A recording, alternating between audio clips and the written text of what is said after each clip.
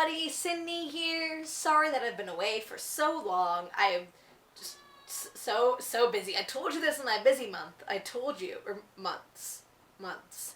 Busy months. Finally back, I'm getting a lot more time to film and do stuff and have fun with you guys because you guys are cool. Cool, awesome people, and my brother is yelling, so if you can hear that, I'm really, really sorry. Today I'm doing my spring wrap-up because I haven't done a wrap-up video since February. This is all the books that I've read in February, March, April, and May.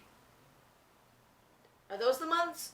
So I started off February by reading the entirety of the rest of Lunar Chronicles series, which includes Glitches, Scarlet, Cress, The Queen's Army, and The Little Android, all by Marissa Mayer. And the only one I have right now is Scarlet because my friend is borrowing Cress from me because she sucks. Love you, Sam. This storyline, these books are so beautiful and so brilliant. If you want to see my full review of Cress, I'll link it up here or down there or somewhere. It is just, these books are so beautifully written and they are so easy to fly through like this. It is, all the stories in general are, basically each book in the series is about a fairy tale, and it's a fairy tale retelling in the future. So, for example, Scarlet here, it's the second book in the series, is a fairy tale retelling of Little Red Riding Hood. However, it always connects to the book before it, which was Cinderella. The one after that was Cress, Rapunzel, and they all connected. And the last one, which comes out next February, is Winter. So excited. But these books, I'm 99% sure that I gave them a 5 out of 5 on Goodreads. I think I did. Too lazy to go check again. But these are just so beautifully written. I can't even, it's so much to say, but I can't get it out of my mouth. It's just jumbled up my brain. The characters are so unique and genuine. And the way they interact with each other is so interesting. And the ships, man, the ships that you get out of this book, it's just so, it's and all the feels. And this book has actually made me laugh out loud. No word of a lie. I would start just pissing myself. Like, some of the characters just have their little tics about them, and it's really funny. So I definitely recommend you pick up the series if you have not yet. It is so beautiful. It's like, the best way to describe it is like Star Wars meets fairy tales meets Terminator? A little bit of Terminator in there. It depends on what you're, yeah. But those three. So pick it up. Pick it up now.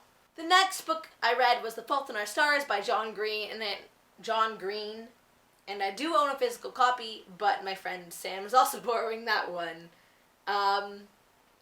Yes, if you don't know what The Fault in Our Stars are, where have you been for the past solid 2 years? This is the story of a girl named Hazel Grace who has terminal lung cancer, and in a support group, I can't speak English, and in a support group she meets a boy named Augustus Waters, and they fall in love, and it is so beautiful.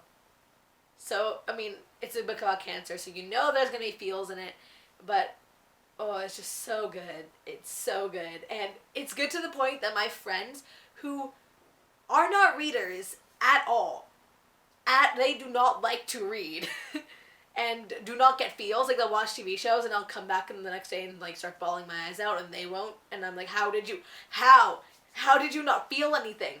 It makes them cry. Testament to John Green's writing. It's so beautiful. The way he uses his words, I don't understand. I don't understand, bitch. I don't understand.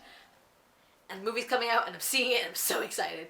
Move on to March. And in March, I read the first 2 books of the Daughter of Smoke and Bone trilogy by Laini Taylor, Daughter of Smoke and Bone, Days of Blood and Starlight. And I'm not gonna lie, when I started these books, it was so hard for me to get into, because I just come from reading Fault in Our Stars and from reading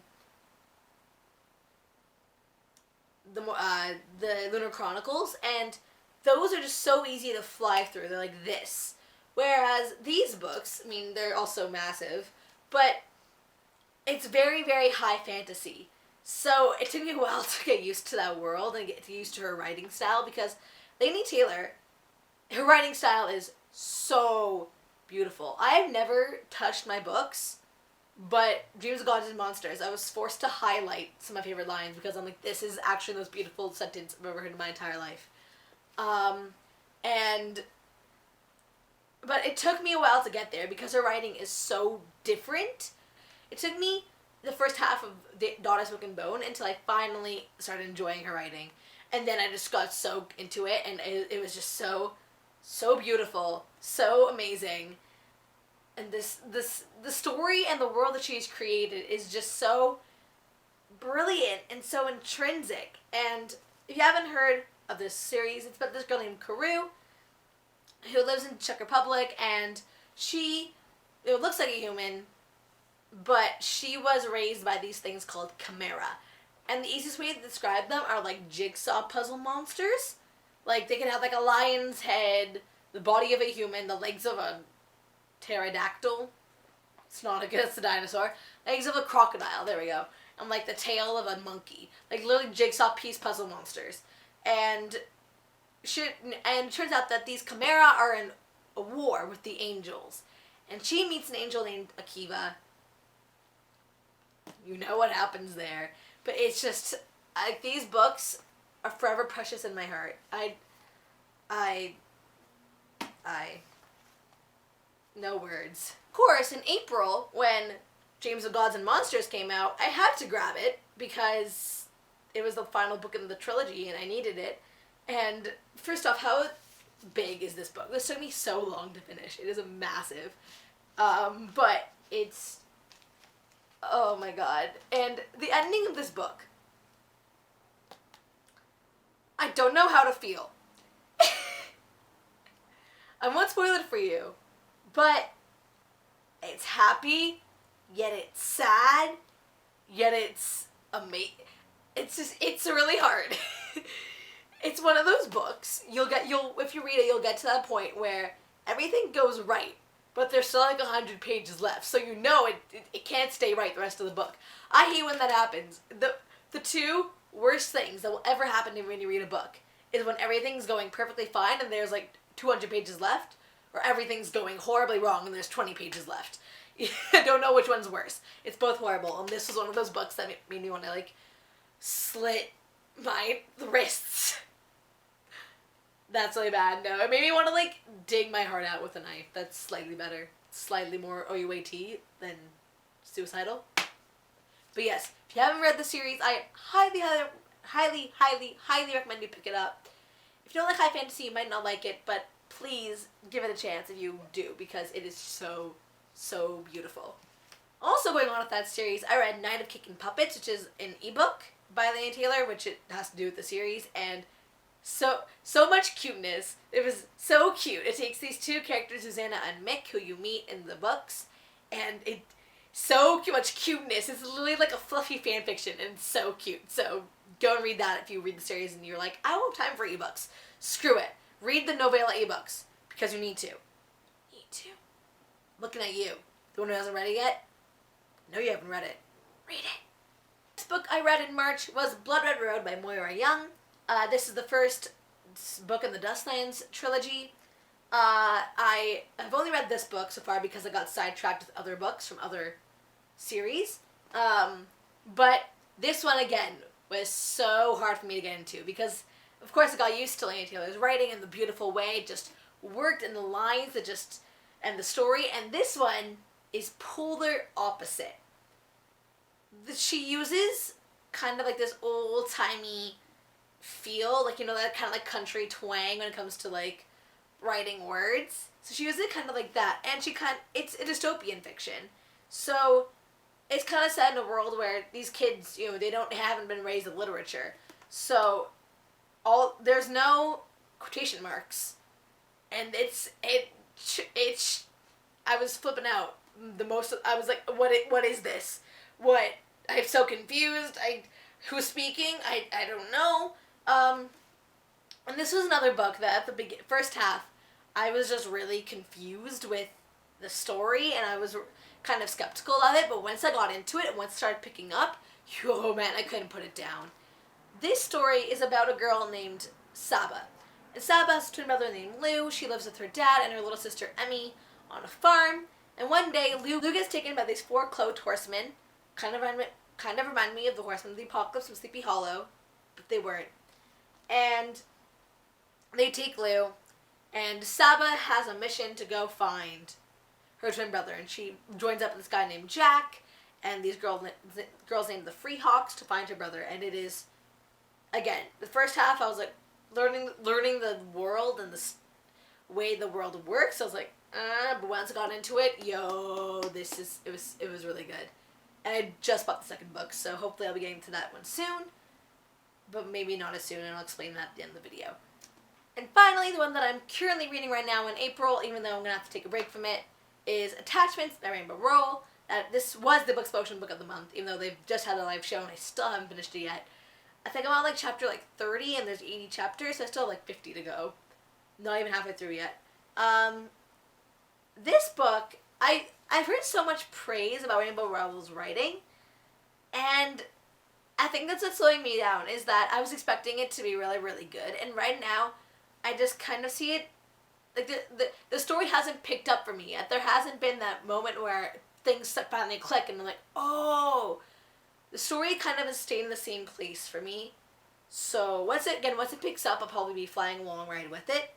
But as of right now, I'm not enjoying it as much as I thought I would. Again, overhyped authors and overhyped books. That's what happens sometimes. People overhype them, is that some people don't find them as living up to their expectations. So now, tomorrow, or this video might be up tomorrow, so today, don't know when this video will be up, City of Heavenly Fire is coming out, and this is why I have to take a break from Attachments, and why I won't be able to get to, what's the next book? I won't be able to get to Rebel Heart as soon as I want to, which is the second book in the Dustland series, because I'm reading City of Heavenly Fire. I mean, I'm waiting for the series, for this book, forever. The first thing I do when I pick it up is reading it, let's be honest. I'm not putting this book down. So, once I finish that, I'll go back to Attachments, and then I'll read either the June book of the month for Booksplosion, or I'll read Rebel Heart. I'll figure it out. I'll read something. While we're at it, kind of just need to explain my feelings right now for life. I actually need to explain my feelings to you guys. Okay. I don't know if any of you guys watch Arrow, but I started Arrow, I was watching a promo for it way back at the beginning, before it even started airing. And I was like, you know what, I'm gonna take a chance. This guy looks hot, he has nice abs, I'm gonna take a chance on it. And I really did love it. Wasn't obsessed with it, just really, really loved it. Met Stephen Amell de Montvilliers, held his hand, cried. Still wasn't as obsessed with it as I could have been. But that's because Doctor Who got in my life at that point, and I have to spiral downhill slowly. Slowly into a pit of Doctor Who. Doctor Who's my life. That pit started to form. So now we're here, and the season 2 finale of Arrow has just aired, and I cannot contain my feelings. It's been almost 2 weeks, and I'm still dying. I don't know if it's just me. If you watch Arrow, please let me know, because I have not stopped reading Felicity fanfiction. It has been my weakness. This is why, this is the main problem of mine, is I want to read more of actual literature by authors that are not, by published authors, but I find myself putting down a book to go onto my computer and search for Felicity fanfiction, and it is a serious therapy is needed. I think I need some Sigmund Freud action up in here, because I can't even deal with my feelings. I have not gone off YouTube searching up videos of these two people. And I have been slowly going back and rewatching some old episodes, because I'm like, I need you. So yeah, please let me know if I'm the only one going through this horrible emotion right now. That is hiatuses. And just in general, it's worse than usual because all of my TV shows have ended. So, I mean, at least if I had something else to kind of like have feels over, these wouldn't be as strong. But literally, Arrow ended, and all my TV shows ended. So, Arrow was the last thing of feels that I fully got. Hopefully, City of Heavenly Fire will help me change that. I know Teen Wolf's coming back, Pretty Little Liars is coming back, The Fosters is coming back. So hopefully those things will help me slowly subside my feels until October. But if not, I don't know what I'm going to do. So, I might die of a fangirl heart attack. Alright. I will see you guys next time. Hopefully I have more time to film, do a bunch of tags that I'm missing out on, and I will see you then. Goodbye! Mwah! I love all of you. You guys are amazing people. Okay. Bye.